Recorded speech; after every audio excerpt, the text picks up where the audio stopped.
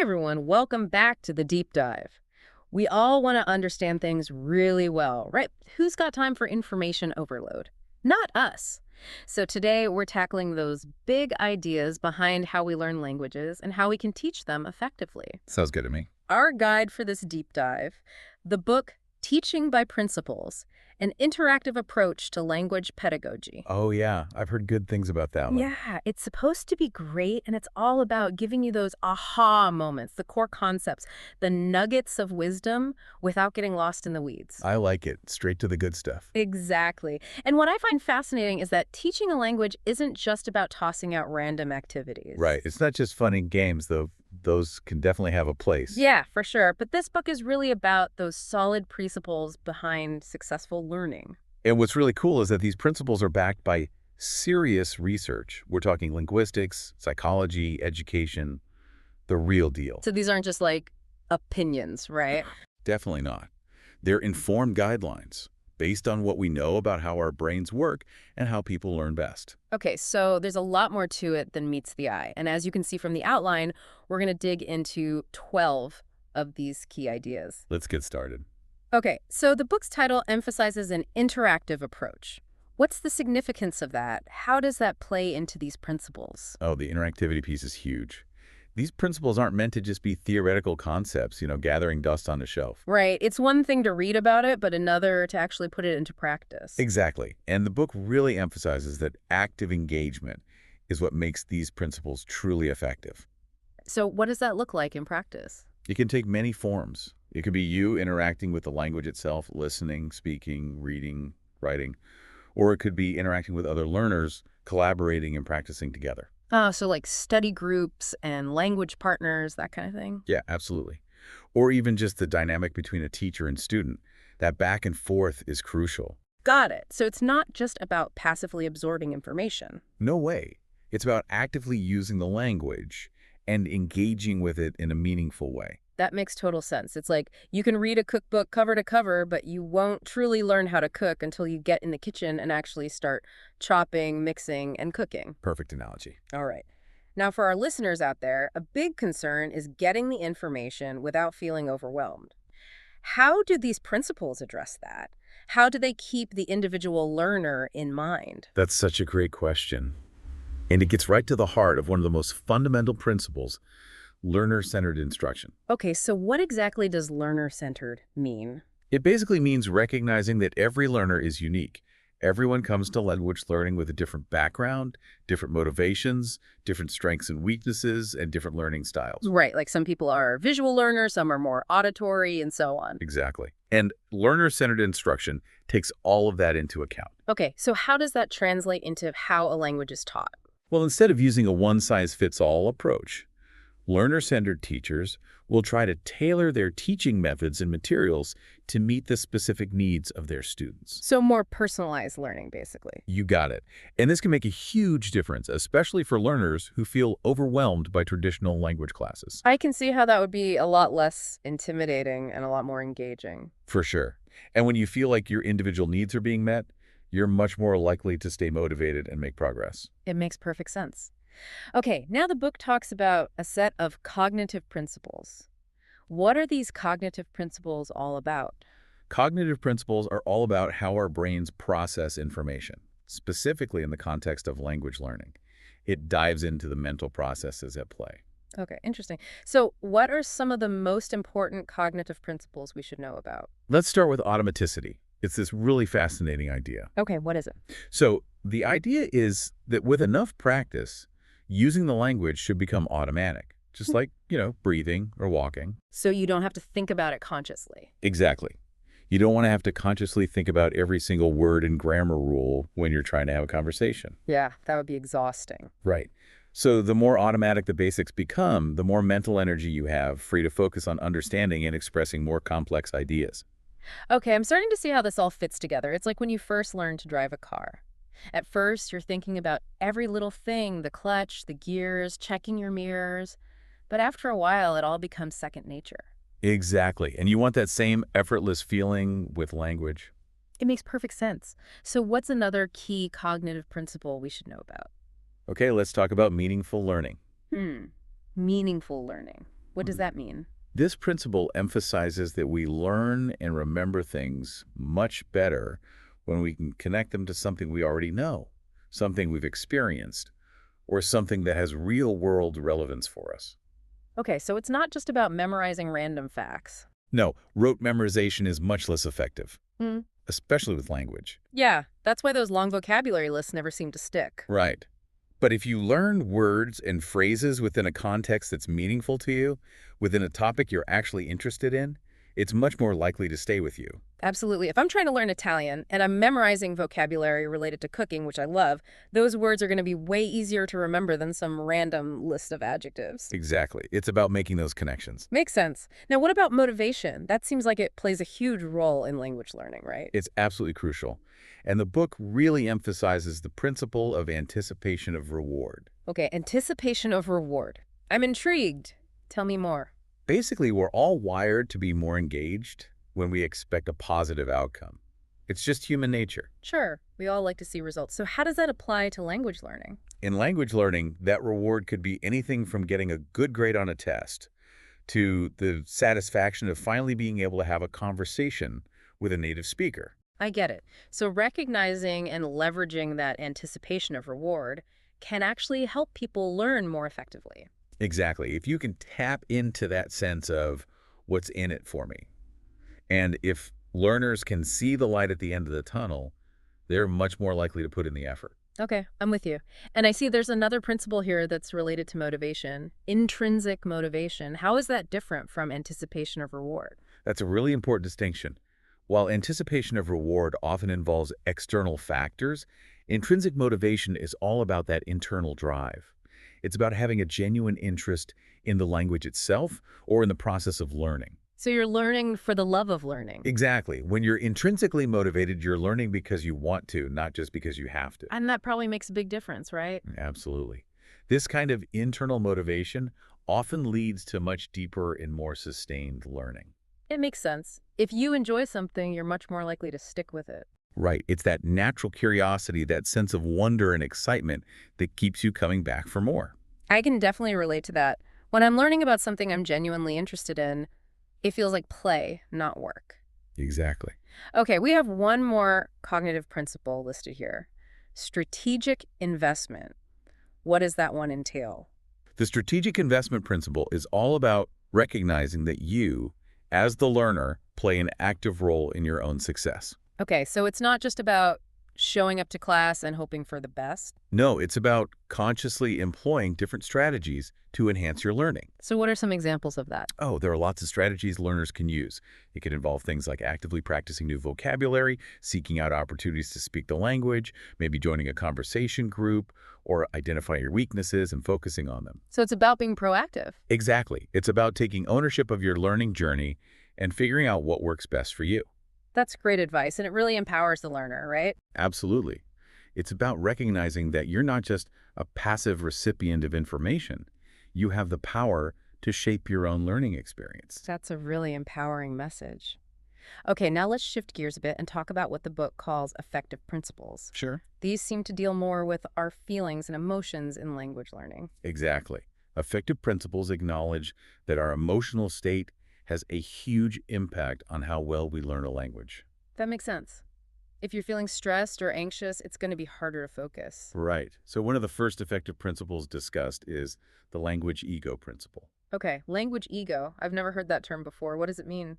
Think of it as the sense of identity that we develop in our native language. Mm. We're so used to expressing ourselves in a certain way with a certain level of fluency and confidence. Right, it's like an extension of ourselves. Exactly. Yeah. But when you start learning a new language, you're essentially building a whole new linguistic identity. Oh, I see. Yeah. And that can feel really vulnerable, can it? Absolutely. It's like you're suddenly a beginner all over again.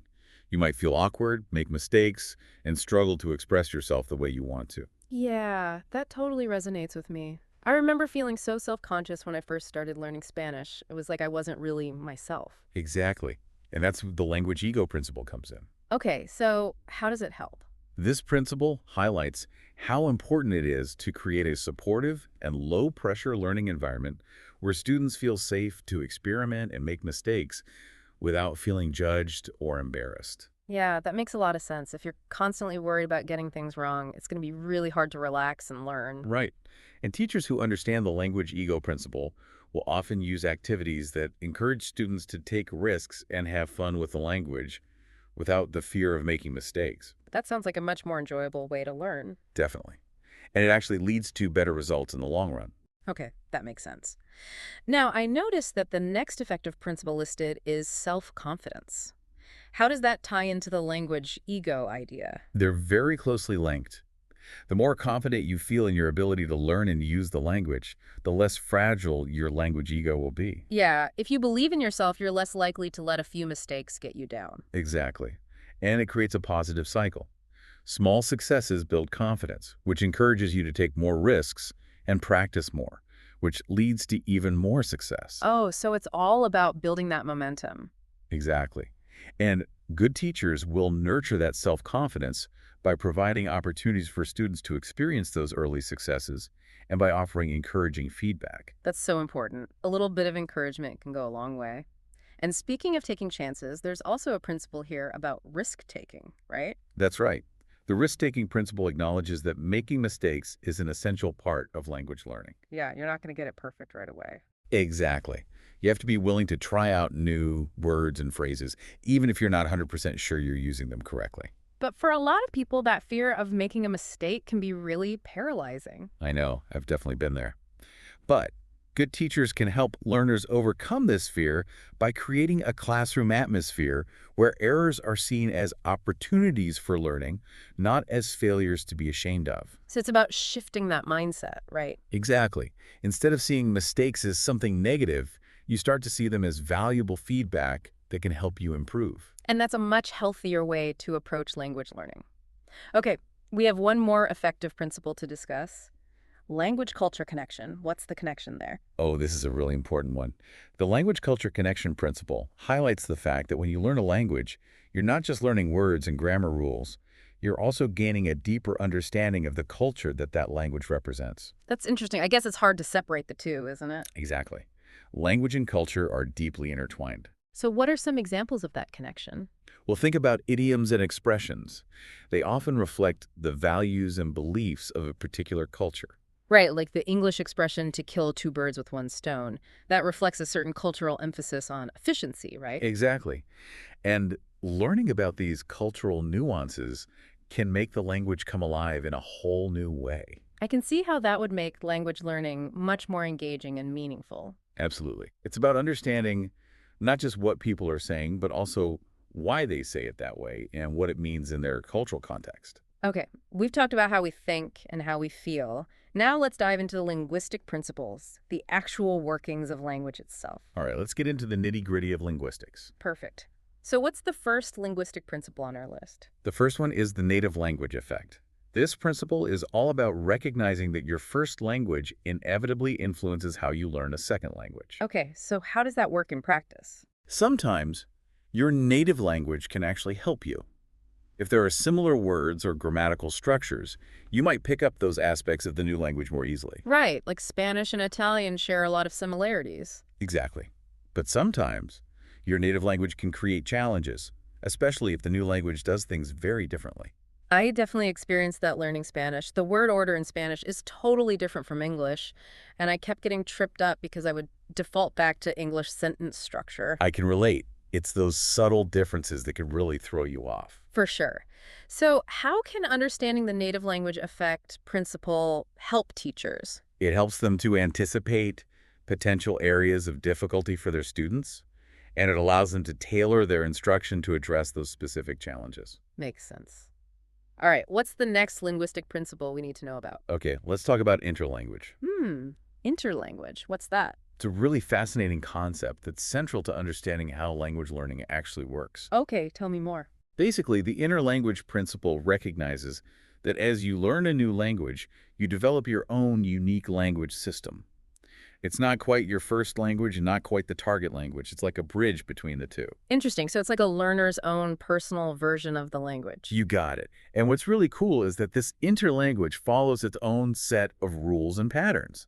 So it's not just random mistakes. Exactly. Yeah. And by understanding the interlanguage principle, Teachers can see learners' errors not as random blunders, but as logical steps in their language development process. So those wrong sentences a learner produces are actually telling us something important about how they're currently understanding the language. Precisely.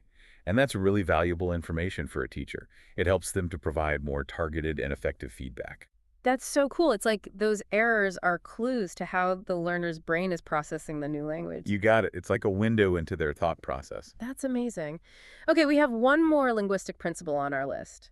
Communicative competence. What's that all about? The communicative competence principle emphasizes that knowing a language isn't just about knowing grammar rules and vocabulary lists. Okay, so there's more to it than just memorizing words. Way more.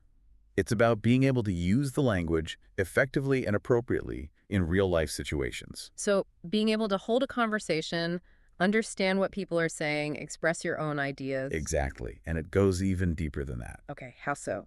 Communicative competence includes understanding things like the social rules of communication, how to use different registers of language depending on the context, and how to achieve your communicative goals effectively. Okay, so it's not just about saying words correctly, it's about using language in a socially appropriate way. Exactly. It's about understanding the nuances of communication. That makes a lot of sense.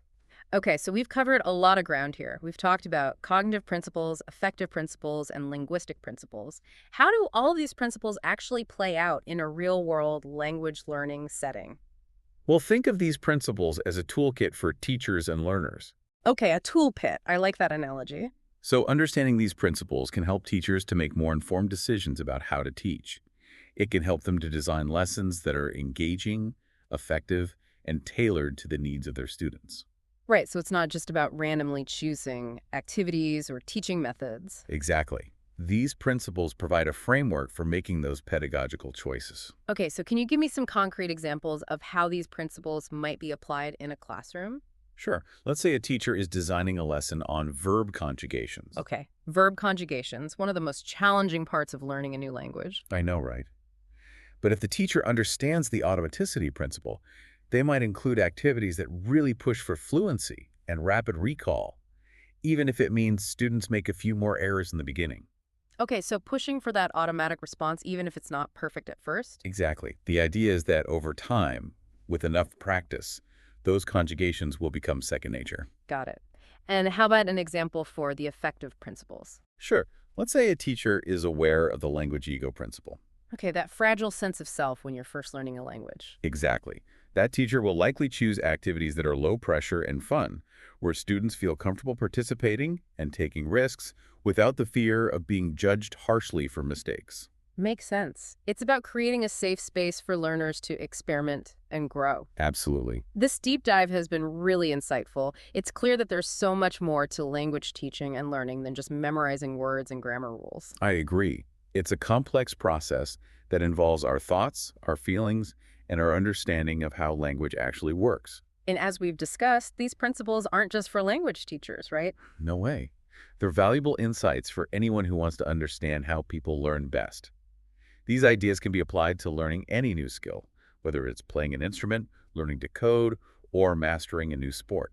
It's all about understanding how our brains work, how our emotions play a role, and what motivates us to learn and grow. Exactly. And I think the key takeaway here is that learning can and should be a joyful and engaging experience. I love that. Yeah, when we tap into those principles, when we create those supportive and inspiring learning environments, we unlock a world of possibilities for ourselves and for our students. Well said.